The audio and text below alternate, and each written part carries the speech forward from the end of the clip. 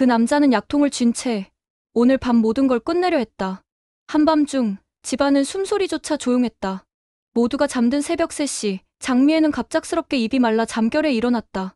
조심스레 부엌 쪽으로 향해 물을 컵에 따르던 그녀는 거실 소파에 앉은 그림자 하나를 발견했다. 비워진 소주병, 그리고 그 옆에 고개를 떨군 독고탁. 장미애는 무언가 불길한 기운을 느꼈고 다가가 그의 손을 바라봤다. 그의 손엔 낯익은 약통이 들려 있었다. 병원에서 처방받은 수면유도제. 뚜껑은 이미 열려 있었고 그 속엔 남은 약들이 위태롭게 흔들리고 있었다. 장미애는 조심스럽게 물었다. 여보? 독고탁은 대답하지 않았다. 다만 입술을 달싹이며 한마디를 뱉었다. 이제 다 끝났어. 신라주조도 가족도 나만 없어지면 돼. 그 말에 장미애는 컵을 바닥에 떨어뜨릴 뻔했다. 물이 손끝을 타고 바닥으로 떨어졌고 그녀는 얼어붙은 채 그의 손에서 약통을 낚아챘다. 독고탁은 자리에서 벌떡 일어났다. 나, 그거 줘. 그건 내 거야. 그는 식탁을 내리쳤고 잔이 넘어지고 유리컵이 바닥에 굴러갔다. 장미애는 무서움을 느꼈지만 물러서지 않았다. 당신 지금 무슨 짓 하는 거야? 독고탁은 벽 쪽을 바라보며 중얼거렸다. 내가 뭘 그렇게 잘못했는데 그냥 어떻게든 버텨보려고 죽으림 다해서. 근데 아무도 몰라줘. 누구도. 그래서 그냥 내가 사라지는 게 나을지도 모르지. 장미애는 울컥하며 소리쳤다. 당신이 죽으면 세리는 또 어떠하라고.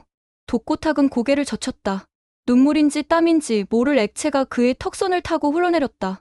그는 땅에 떨어진 약통을 다시 집어들고 문을 열어 그대로 밖으로 달려나갔다. 장미애는 멍하니 서 있다가 떨리는 손으로 경찰을 불렀다. 남편이 약을 들고 집을 나갔어요. 정신 상태가 불안해요. 공원 쪽으로 간 것 같아요. 작은 공원. 벤치에 홀로 앉은 독고탁은 넥타이를 풀고 머리를 숙인 채 있었다. 약통은 그의 옆에 놓여 있었고 그의 손은 더 이상 그걸 쥐고 있지 않았다. 눈은 풀려 있었고 입술은 말라 있었다. 장미애는 숨을 몰아쉬며 다가갔다. 그는 그녀를 쳐다보지도 않았다. 다만 고개를 떨군 채 낮은 목소리로 말했다. 나 정말 끝났구나. 그는 작게 떨며 웃었다. 그러고는 중얼거렸다. 무서워서 그랬어. 사람들이 날 어떻게 볼지. 감옥에서 내가 어떻게 살아남을지. 내가 지금도 사람인가 싶었어. 그의 어깨가 조금씩 흔들리기 시작했다. 참으려 했던 울음이 서럽게 터져나왔다. 장미애는 그의 옆에 조용히 앉았다. 약통을 조용히 집어들어 가방에 넣으며 작게 말했다. 그래도 도망은 아니에요. 여기 앉아있는 것만으로도 아직은 당신 사람 맞아요. 그 순간 멀리서 경찰차 불빛이 다가왔다. 독고탁은 놀라지 않았다. 그는 이미 알고 있었다는 듯 고개를 끄덕였고 장미애는 묵묵히 그의 곁을 지켰다. 경찰이 다가와 신원을 확인하자 그는 천천히 일어났다. 마지막으로 장미애를 바라보며 한마디를 남겼다. 같이 있어줘서 고마워. 장미애는 말없이 고개를 끄덕였고 다시 한번 독고탁의 손을 힘껏 잡아주었다. 이제야 비로소 그들의 밤이 끝나가고 있었다. 오늘은 독고탁의 참회와 장미애의 진심 어린 사과로 가족이 정상화되는 모습을 이야기해보겠습니다. 구독과 좋아요 감사합니다. 남편을 신고한 건 나였다. 그런데 왜 내가 수갑을 찬 기분일까? 새벽 5시 공원 벤치에서 독고탁이 경찰에 연행된 지 20분. 장미애는 집 앞 골목에 멍하니 서 있었다. 경광등은 꺼졌고 어둠은 다시 골목을 덮었다. 하지만 그녀의 가슴속은 여전히 울렁거렸다. 문고리를 잡은 채 한참을 서 있었다. 집 안으로 들어가기도 두려웠다. 다시 텅 빈 그 집에서 그가 앉아있던 자리와 약통이 있었던 테이블을 혼자 마주해야 한다는 사실이 지금은 견딜 수 없게 느껴졌다. 장미애는 현관에 들어서자마자 등을 벽에 기대고 주저앉았다. 눈물은 저절로 흘러나왔다. 그가 울던 모습이 자꾸만 떠올랐다. 무서워서 그랬어. 그 말, 그 목소리. 자신도 모르게 눈을 감고 손으로 얼굴을 덮었다. 이 모든 일이 끝난 게 아니라 시작이라는 걸 그녀는 누구보다 잘 알고 있었다. 아침이 밝았다. 햇살이 커튼 틈 사이로 흘러들었다. 식탁 위에 엎드려 잠든 장미애는 전화벨 소리에 눈을 떴다. 액정에 뜬 이름. 강수. 장미애는 한숨을 쉬며 전화를 받았다. 왜? 강수는 말했다. 엄마, 무슨 일 있었어요? 새벽에 경찰서에서 연락이 왔어요. 신라주조 대표님이 연행됐다고. 장미애는 짧게 대답했다. 내가 자수하라고 했고 신고도 했어. 강수는 놀란 듯 목소리를 높였다. 뭐라고요? 엄마가요? 장미애는 아무 말도 하지 않았다. 대신 창밖을 바라보며 입을 열었다. 약통 들고 뛰쳐나갔어. 나는 그 사람이 거기서 진짜 끝낼까봐 무서웠어. 강수는 잠시 말이 없었다. 그리고는 조용히 물었다. 지금 혼자예요? 장미애는 고개를 끄덕였다. 그래, 혼자야. 괜찮아. 이젠 무서운 거 없어. 하지만 그 말은 거짓이었다. 혼자 있는 것이, 아무에게도 말 못하는 것이, 그리고 세리가 이 사실을 알게 될까봐. 그게 진짜 무서웠다. 장미애는 조용히 물었다. 강수야, 혹시 우리 집에 있어줄 수 있겠니? 강수는 숨을 내쉬며 대답했다. 당연하죠, 엄마. 오전 중에 갈게요. 장미애는 그 말에 한참을 말없이 앉아 있었다. 햇살이 얼굴을 비추고 있었지만 그녀의 눈동자엔 여전히 밤이 머물러 있었다. 수갑이 손목에 닿는 순간 그는 생각했다. 내가 여길 왜 와 있는 거지? 아침 8시 경찰서 유치장. 철제 의자에 앉은 독고탁은 차가운 손목을 내려다보며 눈을 찌푸렸다. 한참을 말없이 앉아있던 그는 입술을 꽉 깨물더니 고개를 들었다. 변호사 불러줘요. 이렇게 되는 건 아니잖아. 책상 너머의 수사과장은 말없이 조서를 넘겼다. 한 장, 두 장, 그리고 멈췄다. 묵은 쌀 유통, 회계 조작, 허위 계약서.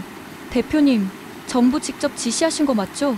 독고탁은 그 서류를 흘끔 보고는 코웃음을 쳤다. 사람이 많은 회사를 운영하다 보면 그런 일도 생깁니다.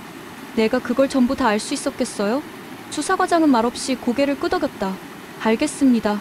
그럼 일단 그렇게 적어두죠. 잠시 뒤 조사실 문이 닫히자 독고탁은 몸을 뒤로 젖히며 한숨을 쉬었다. 손목에 감긴 수갑이 삐걱거렸다.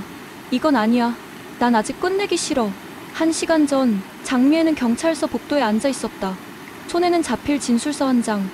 지난밤 상황을 담은 그 종이를 그녀는 수십 번 접었다 펼쳤다. 강수는 맞은편 의자에 앉아 조용히 그녀를 지켜보고 있었다. 그는 말했다.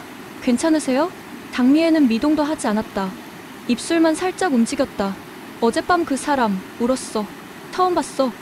그 사람이 울던 모습. 강수는 말없이 고개를 끄덕였다. 장미애는 진술서를 책상에 내려놓으며 작게 중얼거렸다. 진심이었을까? 같은 시각 세리는 복잡한 마음을 정리해보려고 아무도 알지 못하는 먼 곳으로 떠나와 있었다. 창밖으로는 비가 조용히 내리고 있었고 그녀의 앞엔 식지 않은 커피 한 잔이 놓여 있었다. 아무 생각 없이 인터넷 뉴스를 보다 한 곳에 눈길이 멈추었다. 단독 신라주조 대표 독고탁 묵은 쌀 유통 혐의로 긴급 체포. 경찰 자료 확보 대표 지시 정황 확인 중. 세리는 눈을 가늘게 뜨며 뉴스를 다급히 보았다. 이름, 사진, 그리고 체포라는 단어. 그녀는 입술을 꾹 깨물었다.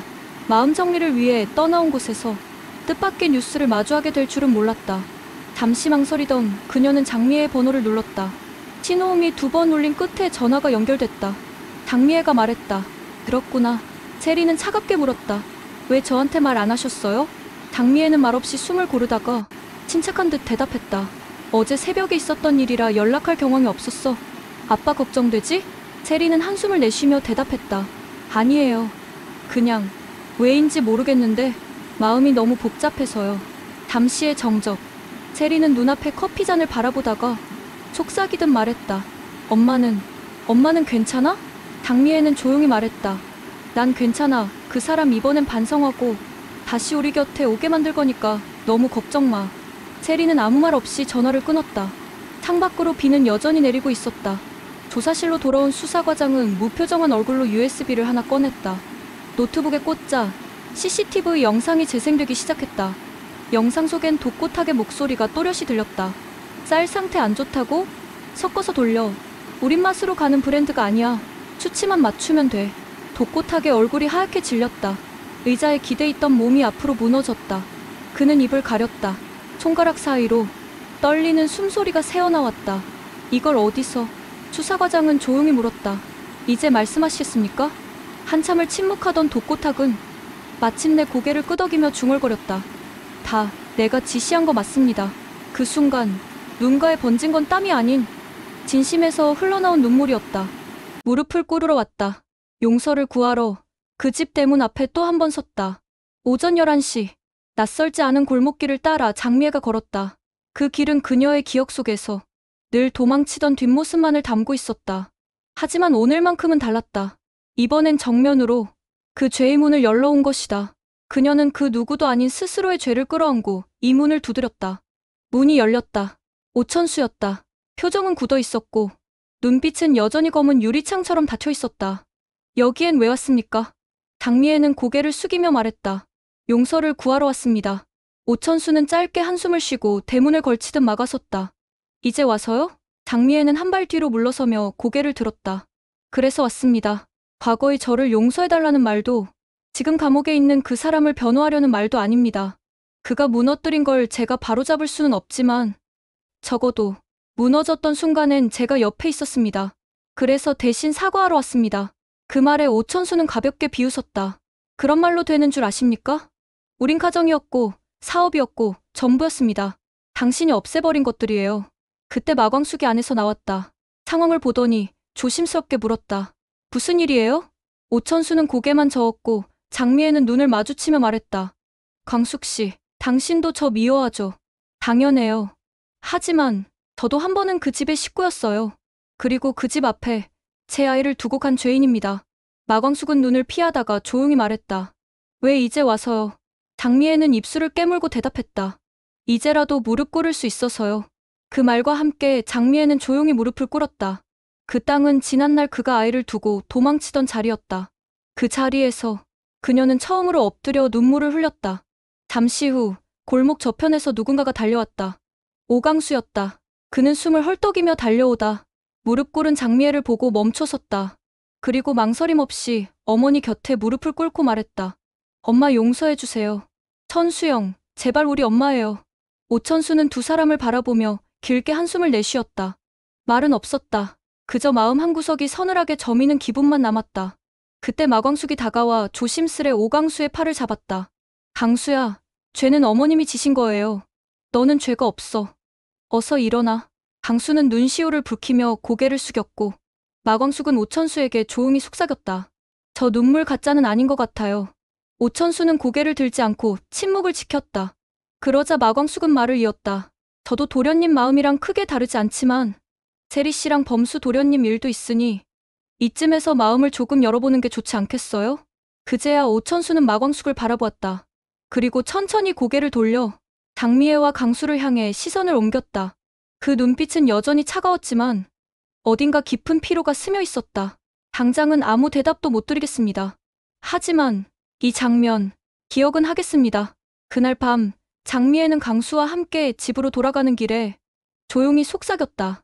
미안해, 강수야. 이런 모습 보여주고 싶지 않았는데. 강수는 조용히 그녀의 손을 잡으며 말했다. 엄마가 도망치지 않은 게 나는 제일 자랑스러워. 장미애는 그 말에 아무 말 없이 눈물을 삼켰다. 이번엔 도망치지 않겠다고 그녀는 마음속으로 되뇌었다. 다신 안 마주칠 줄 알았는데 운명처럼 또 그 사람이었다. LX 호텔 시금팀에서는 요즘 새로운 전통주 라인업 기획으로 분주했다. 한동석이 직접 챙기는 파일럿 프로젝트였고 그는 주저없이 한 사람을 추천했다. 오강수. 정식 입사는 아직 이르지만 이 프로젝트엔 투입시키지. 그는 냉정한 표정으로 인사팀에 말했다. 실력으로 증명해봐야 하니까. 그렇게 오강수는 외부 시음 자문이라는 이름으로 호텔 내부 시음 기획에 참여하게 되었다. 그리고 그곳에서 한봄과 다시 마주쳤다. 한봄은 프로젝트 서부팀장을 맡고 있었다. 그녀는 파일을 정리하다 문득 팀명단에 낯익은 이름을 발견했다. 오강수. 설마 그 오강수? 그리고 며칠 후 회의실. 깔끔한 차림에 수줍게 인사를 건네는 강수를 보고 한봄은 말없이 고개를 끄덕였다. 오랜만이에요. 그 인사가 무색할 만큼 강수는 조용히 회의에 임했다. 하지만 그가 꺼낸 시음 코멘트 그리고 술에 대한 이해도는 회의실을 단숨에 집중시켰다. 이건 도수가 강한 대신 끝맛에 단미가 남습니다. 전통 방식으로 재료를 숙성시킨 티가 나요. 호텔 고객들이 기억할 수 있는 한 줄 설명 제가 써보겠습니다. 그가 제안한 문구는 이렇게 시작됐다. 목넘김은 강하지만 마지막엔 꼭 미소가 남는 술. 한봄은 말없이 그를 바라봤다. 지금껏 자신이 봐온 누구보다 진심이 느껴지는 눈빛이었다. 며칠 후 작은 시음회가 열렸다. 호텔 VIP 고객 앞에서 전통주 라인업을 직접 설명하는 자리.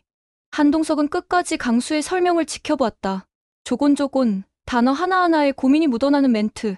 그리고 고객의 반응. 한동석은 조용히 한봄에게 말했다. 호텔 PR팀에서 협력직 제안해봐. 네, 그 친구 지금이 기회야. 내가 보기엔 진짜 원석이야. 그날 밤 한봄은 강수에게 문자로 연락했고 한동석이 말한 협력직을 제안했다. 다음날 편의점에서 마주쳤을 때 강수는 조용히 말했다. 고마워요. 나 같은 사람이 여기까지 올 수 있을 거라곤 생각 못했어요. 그 말에 한봄은 말했다.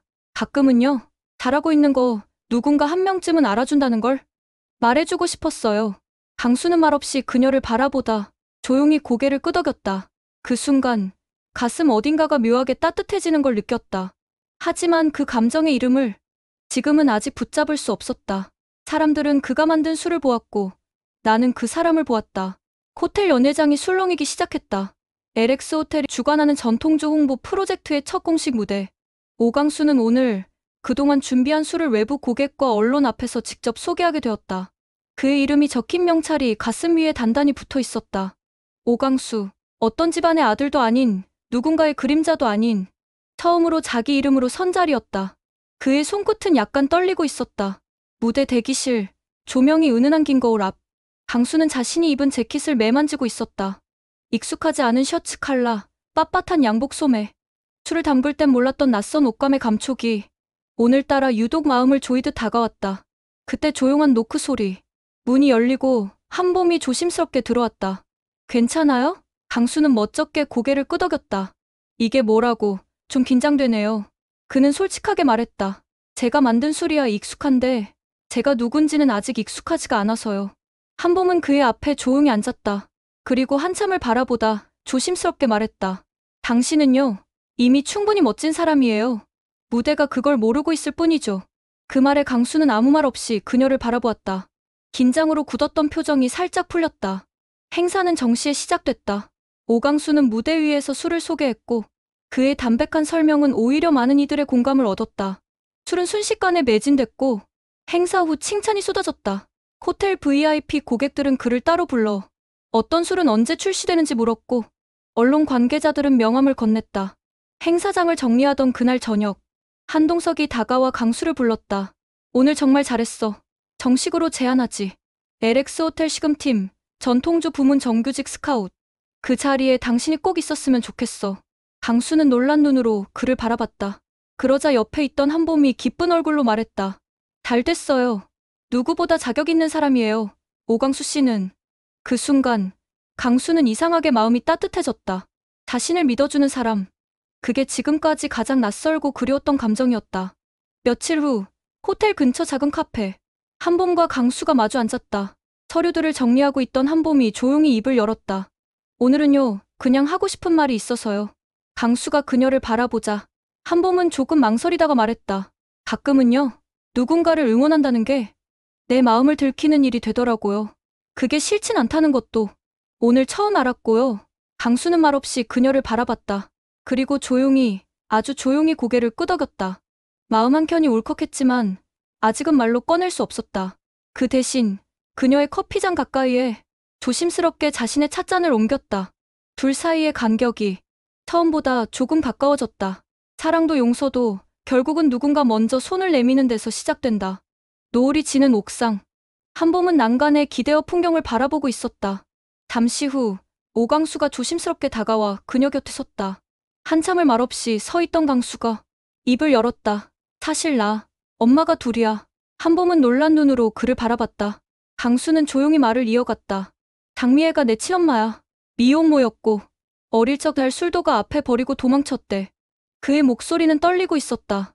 나는 그 얘기 듣자마자 왜 그렇게 서럽게 눈물이 나던지 무서웠어. 그 사람을 원망하면서도 한편으론 나도 그리웠나 봐.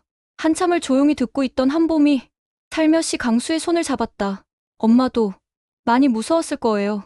하지만 지금은 도망치지 않고 곁에 있잖아요. 강수는 그녀를 바라보다 조용히 고개를 숙였다. 며칠 뒤 한봄은 혼자 독수리 술도가의 문을 두드렸다. 오천수와 마광숙이 응접실에 앉아 있었다. 조심스럽게 입을 연 한봄은 말했다. 저 강수 씨와 조금 특별한 사이가 됐어요.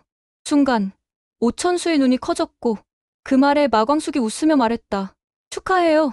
오천수는 잠시 입을 다문 채 천천히 고개를 끄덕였다. 강수 걔 착한 아이야. 그만큼 상처도 많은 아이고. 한봄은 눈시울을 붉히며 말했다. 제가 지켜주고 싶어요. 그때였다. 한동석이 문을 열고 들어섰다. 뭔 얘기야? 나 빼고 뭐였네? 그는 상황을 듣더니 활짝 웃으며 말했다. 이제 진짜로 한 식구 되는 건가? 좋다. 난 찬성. 그날 저녁 작은 축하 자리가 술도가 거실에 마련됐다.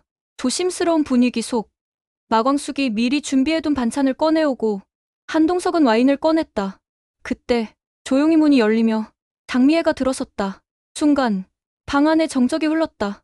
장미애는 고개를 숙이자 오강수가 말했다. 제가 불렀습니다. 오천수는 아무 말 없이 그녀를 바라보았다. 마광숙이 조용히 말했다. 저기 앉으시죠.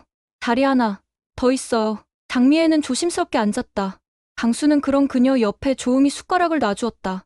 오천수는 그 모습을 한참 바라보다 작게 한마디를 던졌다. 그래도 지금은 도망치지 않고 있네요. 그 말에 장미애는 눈물이 고인 채 고개를 끄덕였다. 식탁 위에는 모두가 준비한 반찬이 놓여 있었다. 각자의 사연과 감정이 깃든 자리였지만 이날만큼은 누구도 등을 돌리지 않았다. 끝났다고 생각한 그 자리에서 다시 시작할 수 있다는 걸 누가 알았을까? 면회실의 문이 열리자 장미애는 작은 종이 봉투를 들고 조심스럽게 걸어 들어왔다. 투명한 유리창 너머 추위를 입은 독고탁이 말없이 앉아 그녀를 바라봤다. 장미애는 자리에 앉으며 작게 웃었다. 여기까지 오기 생각보다 쉽지 않더라. 독고탁은 말없이 그녀의 얼굴을 바라보다 겨우 한마디 내뱉었다. 미안하다. 그 말에 장미애는 작게 고개를 저으며 말했다. 미안하다는 말. 그날 들었을 때 사실 놀랐어. 당신이 그런 말 할 줄 모르는 사람인 줄 알았거든. 그녀는 잠시 숨을 고르더니 진심을 꺼냈다. 당신이 내 말을 들어줬다는 게 난 그게 고마워. 내가 무슨 자격으로 당신을 찾아왔나?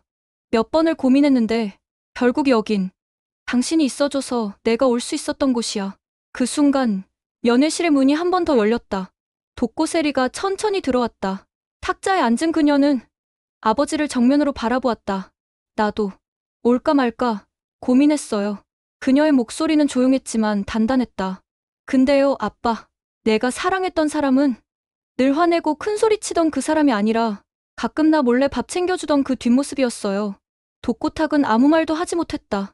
두 사람을 바라보는 그의 눈동자엔 서서히 붉은 기운이 돌았다. 그는 천천히 고개를 떨구며 말했다. 이 모든 게 다 내 욕심이었어. 강수도, 오범수도, 심지어 너까지도 다 내 아래에 있어야 마음이 편했어. 난 그게 사랑인 줄 알았거든. 잠시 침묵이 흘렀다. 장미애가 부드럽게 입을 열었다. 그게 당신 방식이었겠지. 근데 이제는 우리도 당신도 조금은 다르게 살아볼 수 있을 것 같아. 독고세리는 잠시 머뭇거리더니 조심스럽게 입을 열었다. 나도 나만의 방식으로 살아볼게요. 근데 그 안에 아빠가 있었으면 좋겠어요. 독고탁은 끝내 고개를 들지 못했다. 작게 떨리는 그의 어깨 위로 장미애의 목소리가 닿았다. 우리 다시 가족이 되어보자. 그 말에 세 사람은 조용히 서로를 바라보았다. 어색했지만 서로가 있다는 것만으로도 충분히 따뜻한 순간이었다. 그날 구치소 담벼락 너머로 한 줄기 봄바람이 불었다. 담장 아래 심어진 장미가 조용히 흔들리며 꽃망울을 터뜨렸다. 오늘의 이야기는 여기까지입니다. 즐겁게 시청해주셔서 감사합니다. 구독과 좋아요는 사랑입니다.